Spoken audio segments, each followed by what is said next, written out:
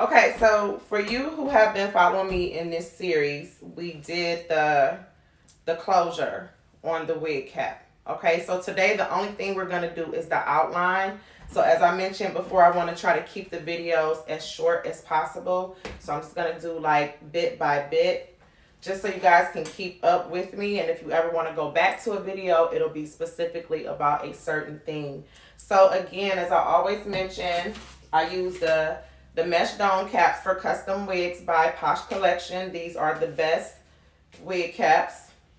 They have a nice stretch to them. They are very deep, so they will cover up the entire head.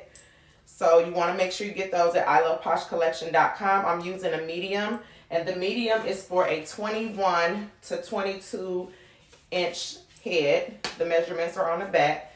So you want to make sure whatever wig cap you're using, that you're using that same canvas head. So I have a 22 inch canvas head. Okay, so we're going to make this quick. So whenever you are doing a custom wig unit, in order to make sure when you're, and we're talking about whether you're hand stitching it or if you're doing it on a machine, especially if you're doing it on a sewing machine, you want to make sure you outline your wig cap, because if you do not outline your wig cap, you will get lost.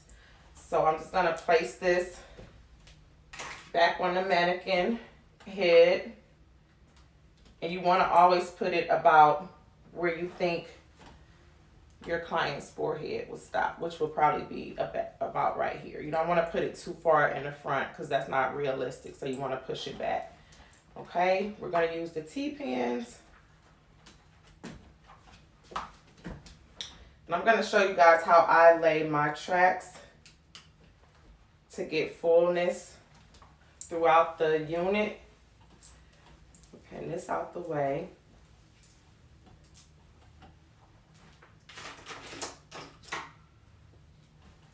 And we're gonna pin this down in the back. I'm gonna pull it kind of far. You wanna make sure that the middle of your cap is lined up with the middle of the canvas head.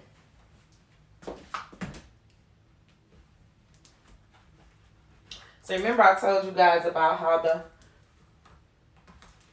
the Posh caps always have like additional material. So this is what you need for your wig cap. So when you start stitching the tracks on, especially with the sewing machine, again, you're gonna lose a lot of that material. And the issue that a lot of people are having with their wigs being too small is because the cap starts off being too small. So then by the time you're done with your wig unit, your wig is now super small.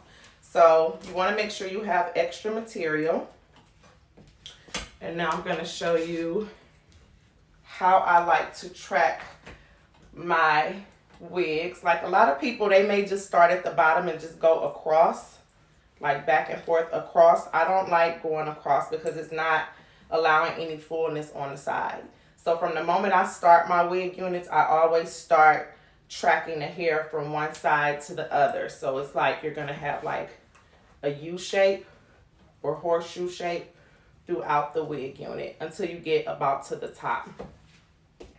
So I'm going to start with just you want to make sure you have like a silver marker or something. I got a silver and like a little bronze color one because I just want to show you where I'm going to stop at with the bronze color. So you want to make sure you have plenty of markers because they will like run out on you really fast. I tried other colors. The other colors don't really work. So just make sure you get like a silver or bronze. So what I'm going to start doing is about the temple area. I'm going to draw just a gold line because all my tracks in the back, I want them to come up to the temple area. And what that's going to do is allow fullness. It's going to allow your tracks to fall towards your face. So if you're just doing tracks straight across in the back, then, and if you do it straight across on the sides, now your wig is falling straight down and you're not going to have any type of hair that can like fall in your face. Okay, so I would say about right here, I'm just going to draw a line straight across. And this is just going to be, it doesn't have to be super neat. As long as you can see it when you get on the sewing machine. Okay.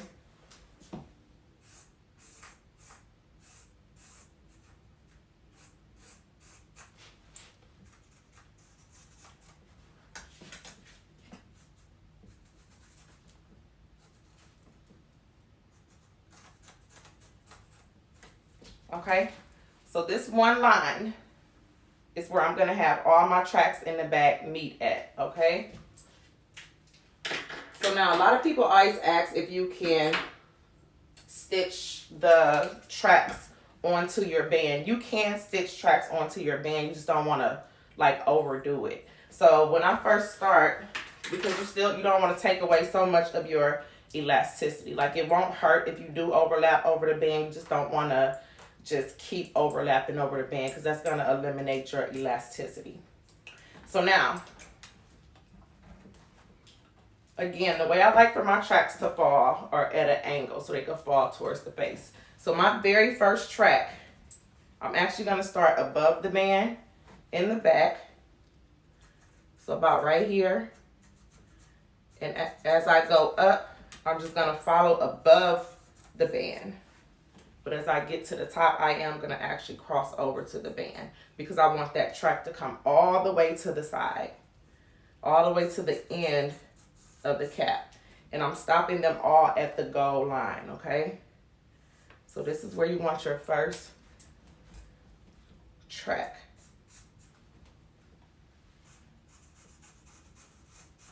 And depending on how close you want your tracks to be, or how full you want your wig to be would depend on how close you put your tracks, if you double the tracks.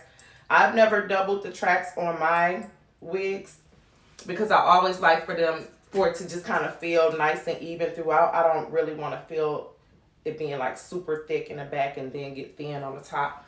So I like to just, and I'm not saying that's wrong, I'm just saying that I just don't do it that way. I just do single wefts all the way through. Because if I'm doing double wefts and I get to the side, now it's going to be thick over here, which is going to make your wig kind of stick out. Okay, so let me take this off. It'll be a little bit easier. So this is my first track. So I'm just going to do all my tracks like this in the back. Okay, so my next track may be about right here, but you still want to curve it up. And you don't have to try to make all your tracks come to the end, because as you'll notice as I keep going through, like some of the tracks won't even make it all the way to the side, but they're still going to have like a nice little curve to them.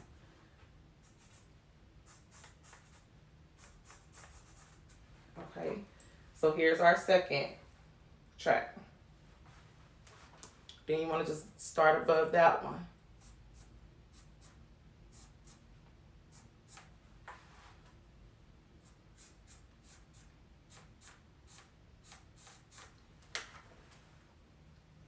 And you just want to continue. You may get maybe about 9 to 10 tracks back here. And again, if you want more, you will just put them super close together.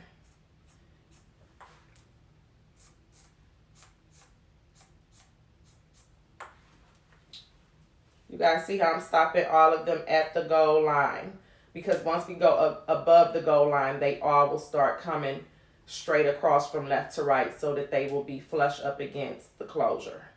Okay, so you don't want to keep doing this all the way up, because then the track will start kind of like flipping back because it's going up too high. But if it stops about right here, that'll make it fall in this direction, whereas it's going up this way, it may start flipping backwards. Okay.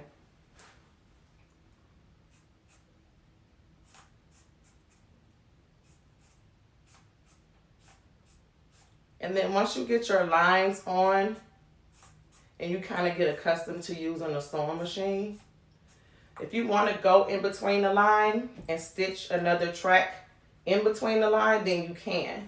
This is like to just help you guide you through the wig unit on the sewing machine, because once you get on this sewing machine and you start sewing on this black cap, you will like lose your place. You'll get confused if you do not have these lines.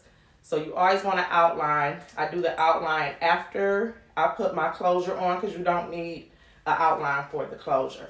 And if you guys didn't see how I did the closure, it is on my IG page as well as YouTube.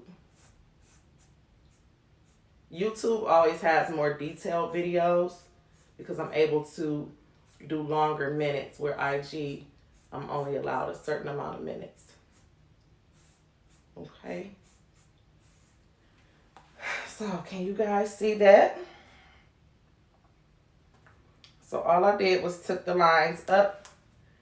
And as you can see, the only one that's coming all the way to the side is the very first one. And as you go back, further back with your tracks, they're not all trying to come to the side. So now you're not going to have all that thickness of a bunch of tracks coming all the way to the side. You're not going to have that fat sew in. You don't want a bunch of tracks. Once they start overlapping each other, it just starts to look super bulky. Okay? So this is your outline. You still have the cap. You don't have to try to worry about making a line super neat or pulling the cap when you make the line. Just kind of let the cap just fall into place and just lightly draw over it. If you don't stitch directly on the line, that's fine, as long as you kind of try to stay in order with the line. The line is just there to guide you, but you don't have to try to stay directly on the line. It's just there so you'll know what section of the wig you are on. Once you pass that gold line, then you know you went too far. Okay, so now, and if you guys have any questions about what I'm doing, you could leave it in the comment section on my page and I'll be sure to answer those questions. So now once we get above the gold line, all we're going to do is do straight across. Okay.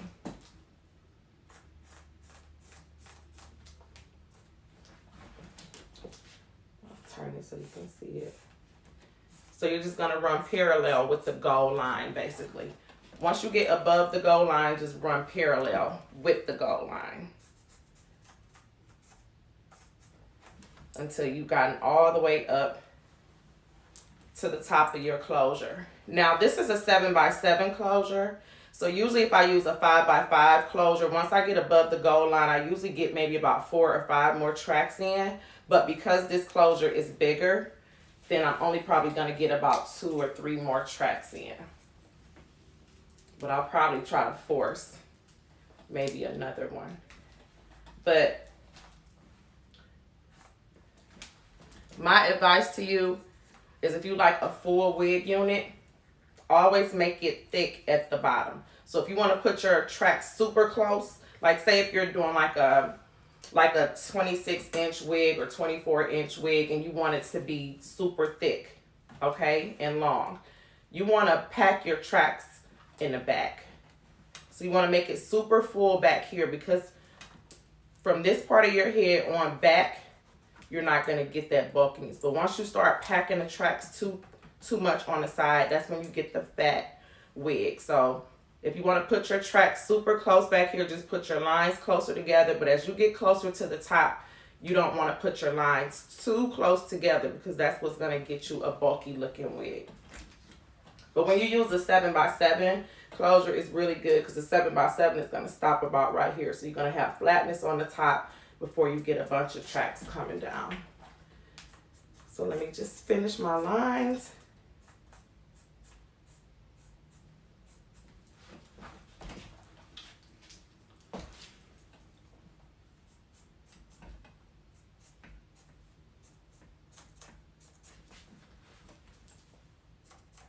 So that's the second line above the gold one, and then my last line I'm put right up against the closure. You don't want to overlap it on the closure, but you definitely want it to sit right up against the closure. You don't want that space, because when they part their closure, you don't want to be able to see that space. So your very last track should be right up against the closure. Okay, so it's kind of messy. I hope you guys can kind of get a general idea of what I did here. So the very first line you're going to go in and draw is your your goal line, as we would call it. That way you know where all of your tracks are supposed to stop. This is very important because if you were to put just another silver line right here, then you wouldn't know which silver line you're supposed to be stopping at. So the goal line is just to let you know exactly where you're supposed to stop placing your tracks.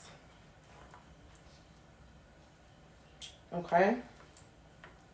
So I hope this helped you guys out. This is all we're going to do today. Again, if you haven't seen the other videos, they're available on my page as well as YouTube, so you can get caught up. But everybody who's doing the wig series now should have their caps, and you should have your closure on by now. And so now today your assignment is to go ahead and outline your wig unit, because what we're going to start doing for the next video is actually stitching the tracks. So if you want to hand stitch them, you can hand stitch them. If you want to try on a machine, you can go ahead and get your sewing machine. I use the Singer. This is a fashion make. It's available at Joann Fabric. They have other, you can sew on basically any type of machine that you want, but I just use the Singer fashion make because it's easier for me. So if you want to continue moving forward, putting your tracks in, then make sure you guys have your sewing machines available and get caught up. So this is your assignment. Let's all get to this point. Any questions you have, leave it in the comment section on my IG page. I hope this was helpful. I'll see you guys in the next video.